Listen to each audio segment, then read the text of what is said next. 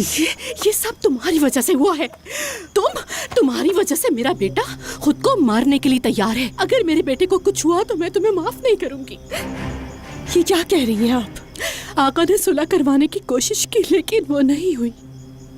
अब असलान में वाले आजाद की जान लेकर ही रहेंगे। लेकिन वो आजाद की जान क्यों लेना चाहते हैं? अभी भी पूछ रही हो ऐसा क्यों करेंगे? तुम्हारी वजह से।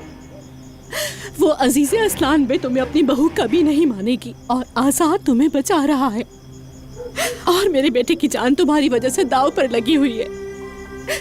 एक ही बेटा है मेरा, मर जाऊंगी मैं उसके बगैर। परेशान नहीं हो, वो ऐसा बिल्कुल नहीं करेंगे। ये तुम कह रही हो कि वो ऐसा नहीं करेंगे? हाँ, कितने यकीन से कह रही हो तुम ये बात, लेकिन तुम मुझे बेवकूफ नहीं बना सकती। गौर से सुनो, तुमने सब कुछ शुरू किया है और तुम ही खत्म करोगी, वरना अच्छा नहीं होगा।